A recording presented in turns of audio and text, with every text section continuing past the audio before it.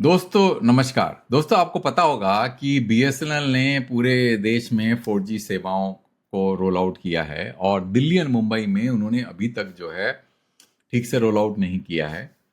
थोड़ा बहुत 4G शायद है दिल्ली और मुंबई में, बट उनका जो मेन फोकस बीएसएनएल का है वो है 5G रोल आउट का, दिसंबर 2025 तक।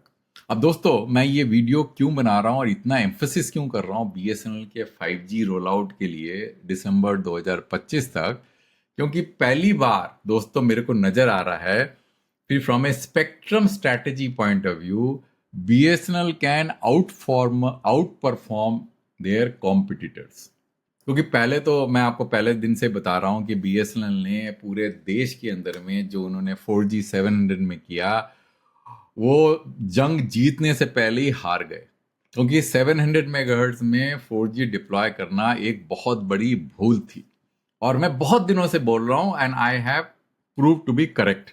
क्योंकि अब नाउ 700 को अगर आप 5G में कन्वर्ट करेंगे तो मैं बहुत वीडियो बना चुका हूं, उसको करना बहुत मुश्किल है। डीएसएस करने की कोशिश करेंगे तो 25% आपका नेटवर्क कैपेसिटी गिर जाएगा, तो वो फंस चुके हैं। बट दिल्ली एंड मुंबई के अंदर में बीएसएनएल को डायरेक्ट कॉम्पिटिटिव एज है। तो दोस्तों मैं यही चीज इस वीडियो में बताने वाला हूं। दोस्तों बहुत ही इंटरेस्टिंग वीडियो होने वाला है, पूरा अंत तक देखिएगा।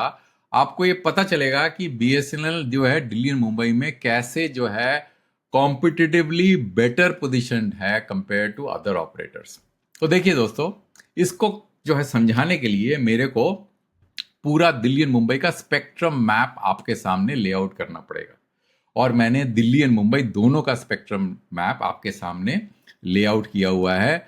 और इसको पढ़ेंगे कैसे आप, क्योंकि आप नीचे देखेंगे ये ऑपरेटर्स हैं और उनका जो स्पेक्ट्रम वर्टिकली प्लेस्ड है सारे ऑपरेटर्स का। अब देख रहे हैं आप, रिलायंस बीएसएनएल का पहला वाला ब्लॉक है, उसके बाद में वर्टिकल है, उसके बाद रिलायंस जियो का है, फिर भारती का है और ये वोडाफोन आइडिया का है। और हर लेयर ऑफ स्पेक्ट्रम को मैंने दर्शाया हुआ है और जहां पे ऑपरेटर के पास में उस बैंड में स्पेक्ट्रम नहीं है उसको मैंने खाली छोड़ दिया है। तो बड़ा आसान हो जाता है कंपेयर करना, अदरवाइज बड़ा कंफ्यूजिंग हो जाता है। जैसे आप देखें 800 में सिर्फ रिलायंस जियो के पास स्पेक्ट्रम है, तो रिलायंस जियो का स्पेक्ट्रम को मैंने दिखाया है और बाकी लोगों का खाली छोड़ा हुआ है। सिमिलरली 900 मेगाहर्ट्ज में मैंने ऐसा ही किया हुआ है। और इसमें इसको पढ़ने के लिए दोस्तों एक चीज और ध्यान रखिएगा कि इसका जो लेंथ है ये बताएगा कवरेज और विड्थ बताएगा कितना स्पेक्ट्रम है। जैसे 700 मेगा 10 मेगाहर्ट्ज का स्पेक्ट्रम है और 700 का सबसे ज़्यादा कवरेज है, तो उसका लेंथ जो है उसका कवरेज बता रहा है और उसका विड्थ जो है बता रहा है कितना स्पेक्ट्रम है। तो आप देखेंगे both real BSNL as well Reliance Jio दोनों के पास में 10-10 मेगाहर्ट्ज स्पेक्ट्रम 700 में है। 800 मेगाहर्ट्ज में सिर्फ रिलायंस जियो के पास दिल्ली में 10 मेगाहर्ट्ज स्पेक्ट्रम है और बाकी लोगों किसके पास भी नहीं है। बीएसएनएल के पास 900 मेगाहर्ट्ज में 6.4 मेगाहर्ट्ज स्पेक्ट्रम है, रिलायंस के पास में कुछ नहीं है और बाकी लोगों के पास में 6 मेगाहर्ट्ज, भारती के पास 6 मेगाहर्ट्ज और वोडाफोन आइडिया के पास 10 मेगाहर्ट्ज। और 1800 में उसी तरह से मैंने लेआउट किया हुआ है। 10 मेगाहर्ट्ज बीएसएनएल के पास में, 10 मेगाहर्ट्ज रिलायंस जियो के पास में, 7 मेगाहर्ट्ज भारती के पास में है और 10.6 मेगाहर्ट्ज जो है आपके पास वोडाफोन आइडिया के पास में। और 2100 में भी मैंने लेआउट किया हुआ है। बीएसएनएल के पास 5, रिलायंस के पास 0, भारती के पास 15, वोडाफोन के पास 5। 2300 में रिलायंस जियो के पास 40, भारती के पास 30, 2500 में बीएसएनएल के पास 20, वोडाफोन आइडिया के पास 20 और बाकी 3500 की कहानी तो सबको पता है। बीएसएनएल के पास 70, बाकी दोनों के पास 100 और वोडाफोन के पास 50। अब ये मैप देख के बिना मेरे को समझाए हुए मुझे लगता है मेरे श्रोता को समझ में आ गया होगा कि कैसे बीएसएनएल कॉम्पिटिटिव है कंपेयर टू अदर ऑपरेटर्स। पहला तो बीएसएनएल नया सर्विस शुरू करेगा तो उनका नेटवर्क काफी खाली होने वाला है, तो इसलिए क्या होगा कि वो ऐसे तो बिल्कुल कर सकता है, पहले दिन से ऐसे कर सकता है 3500 एंड 700 को जोड़ के। मुझे जहां तक लगता है अगर उन पर थोड़ी सद्बुद्धि आई होगी वो 700 को 4G नहीं करेंगे दिल्ली और मुंबई में। अगर उन्होंने 4G किया तो मुझे तो समझ में नहीं आता कौन उनके एडवाइजर्स हैं, या तो उनके नेटवर्क इक्विपमेंट वालों के पास में कोई मेजर प्रॉब्लम है। तो मेरे को जहां तक लगता है कि वो 5G डिप्लॉय करना चाहिए उनको 700 के अंदर में, जिससे कि वो रिलायंस का इकोनॉमीज ऑफ स्केल को लिवरेज कर सकें। क्योंकि उनको गलती क्या हो गई थी, 700 में उन्होंने 4G किया था रेस्ट ऑफ द कंट्री में, तो 4G का जो लीगेसी हैंडसेट्स हैं वो 700 4G सपोर्ट नहीं कर रहा था, तो उसको सपोर्ट करने के लिए उनको 2100 मेगाहर्ट्ज में 4G करना पड़ रहा था बाकी कंट्रीज बाकी स्टेट्स में। जिससे कम से कम लीगेसी यूजर्स जो है वो 4G यूज कर सके, और जो 5G यूजर्स हैं उनको 4G यूज करने के लिए, जो 4G यूजर्स हैं BSNL के, उनको 4G यूज करने के लिए 5G हैंडसेट की जरूरत थी, दरकार थी। तो ये एक बहुत ही ज्यादा इन्वर्टेड टाइप ऑफ सिचुएशन हो गया था, इसलिए मैंने पहले दिन से ही मना किया था कि BSNL को 700 में 4G नहीं करना चाहिए। तो अगर आप देखें यहाँ पे BSNL जैसे रिलायंस कर रहा है 3500 मेगाहर्ट्ज में 100 मेगाहर्ट्ज और 700 मेगाहर्ट्ज को जोड़ के वो ऐसे नेटवर्क कर रहा है, तो BSNL भी यही कर सकता है। अब रिलायंस यहाँ पे FWA कर रहा है, तो इसलिए उनका 100 मेगाहर्ट्ज स्पेक्ट्रम, उनको थोड़ा ज्यादा स्पेक्ट्रम चाहिए। मेरे को लगता है BSNL को FWA नहीं करना चाहिए, बिकॉज MTNL के पास में फिक्स लाइन ब्रॉडबैंड कनेक्शन काफी जगह पे है और उनको वही लिवरेज करना चाहिए, ऑप्टिकल फाइबर में फोकस करना चाहिए। उनका जो राइट ऑफ वे है उसको यूज करके OFC डालना चाहिए। उनको FWA के चक्कर में बिल्कुल नहीं पड़ना चाहिए, मेरा अगर आप मेरे से पूछे तो ये जो होगा उनका 70 मेगाहर्ट्ज काफी ज्यादा स्पेक्ट्रम है, 700 मेगाहर्ट्ज के साथ एंकर करके ऐसे करेंगे और उसको पूरा का पूरा रिलायंस का इकोसिस्टम का पूरा लिवरेज मिलेगा। और उनको 4G करना है तो 900 मेगाहर्ट्ज में 4G करिए, 1800 मेगाहर्ट्ज में 4G करिए, 2100 को 3G छोड़ दीजिए लीगेसी डिवाइस के लिए, 2500 में 4G करिए, तो उनका जो है 4G के 3 लेयर्स हो जाएंगे, 2500, 1800 एंड 900 मेगाहर्ट्ज स्पेक्ट्रम। शायद उनके पास 2G है नहीं दिल्ली और मुंबई में। और 2500 जैसे जैसे उसका 3G खत्म हो जाएगा, इस लेयर को जो है आप वो करिए, रिफॉर्म करके आप जो है 3 लेयर का 5G बना सकते हैं।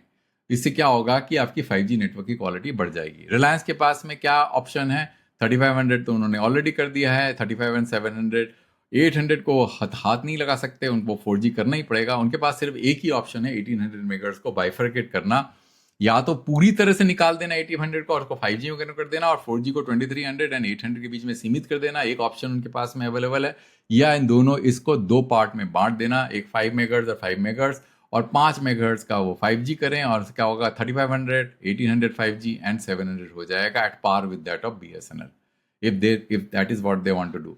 और भारती के पास में कोई ऑप्शन नहीं है ऐसे करने का, तो वो अपना 900 में या तो 4G कर रहे होंगे या 2G कर रहे होंगे, क्योंकि उनके पास 4G एंकर करिए चाहिए, और चाहे वो लो मेरे को तो लगता है कि उनको लोएस्ट फ्रीक्वेंसी में 4G रखना चाहिए। तो ये जो मैंने दिखा रखा है शायद ही गलत है, यहाँ पे वो 4G कर रहे हैं और 2G को उन्होंने 1800 में डाल दिया होगा, और दूसरा 2100 में पूरा 4G कर रहे होंगे, और 2300 में पूरा 4G, और 3500 में 5G कर रहे हैं, ठीक है ना। और उनको अगर 5G की थोड़ी क्वालिटी बढ़ानी है तो इन दोनों लेयर में से 2100 एंड आई थिंक 2100 को बाइफरकेट कर सकते हैं, 10 megahertz 5G and 5 megahertz 4G।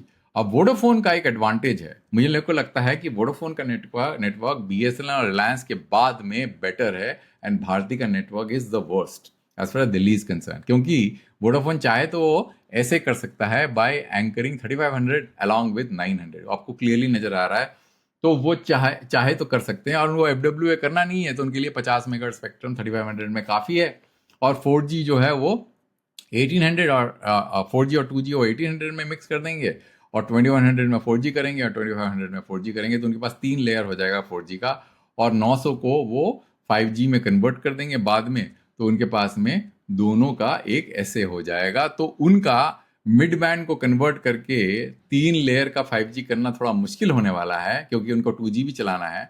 But अगर आप BSNL और रिलायंस जियो का नेटवर्क देखें तो तीसरा नेटवर्क जो है वो वोडाफोन आइडिया का है दिल्ली में। अब चलते हैं मुंबई में। अब मुंबई में थोड़ा सा ही फर्क है, वो ये है कि BSNL का नेटवर्क जो है अगर देखें 3500, 700 ऐसे सेम, ठीक है, 900 में वो 4G कर लें, 1800 में 4G कर लें, और यहाँ पे 2100 में 3G कर रहे हैं, और 2500 में 4G कर रहे हैं।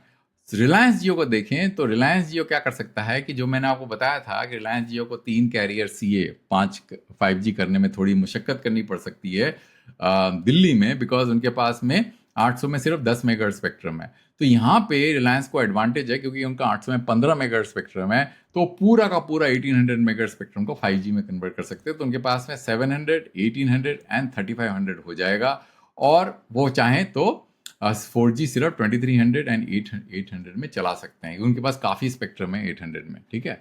भारती के पास में सेम प्रॉब्लम है, कोई दिक्कत, उनको पास वही दिक्कत होने वाली है, वो 900 के अंदर में वो 4G कर रहे होंगे, और 1800 में 4G प्लस 3G कर रहे होंगे, 4G प्लस 2G कर रहे होंगे, और 2100 में 4G, 2300 में 4G एंड 3500 में 5G कर रहे हैं। और यहाँ पे भी Vodafone Idea actually stands after both BSNL as well as Reliance Jio. क्यों? क्योंकि 900 में उनके पास 11 मेगाहर्ट्ज स्पेक्ट्रम है, तो वो चाहे तो एंकर करके 900 और 3500 को कैरियर एग्रीगेशन वो कर सकते हैं, ऐसे नेटवर्क कर सकते हैं 5G का। और 2G जो है उनको यहाँ 1800 में डालना पड़ेगा, और यहाँ पे वो 4G करेंगे, 2100 में 4G करेंगे, 10 मेगाहर्ट्ज स्पेक्ट्रम है, और 2500 में 4G करेंगे। तो घूम के आपको ये समझ में आ गया होगा दोस्तों कि BSNL is very much empowered in both Delhi and Mumbai, because वो चाहें तो पहले दिन ही स्टैंड अलोन शुरू कर सकते हैं 5G at par with that of Reliance Jio. और क्योंकि उनका नेटवर्क जो है रीजनेबली खाली रहेगा, तो उनकी क्वालिटी ऑफ सर्विस लोगों को अच्छी लगेगी BSNL की। रिलायंस का नेटवर्क काफी हेविली लोडेड होगा तो उनको दिक्कत होगी। तो BSNL के पास में एक जबरदस्त अपॉर्चुनिटी है दिल्ली एंड मुंबई को, वो अपने जो कॉम्पिटिटिव एज है वो दिखा सकते हैं। और 700 में जहां उन्होंने गलती करी थी 4G करने की, यहाँ पे वो 5G कर सकते हैं। तो मेरे को लगता है उनको करना चाहिए। आप पता नहीं अगर वो करेंगे कि नहीं। अगर उन्होंने यहाँ 4G कर दिया तो मुझे नहीं लगता कि उनका क्या मोटिवेशन है, कौन उनके एडवाइजर्स हैं, वो क्या करने की कोशिश कर रहे हैं, मेरे को तो बिल्कुल समझ में नहीं आएगा फिर तो। मतलब it will be beyond comprehension, मतलब समझ में नहीं आएगा।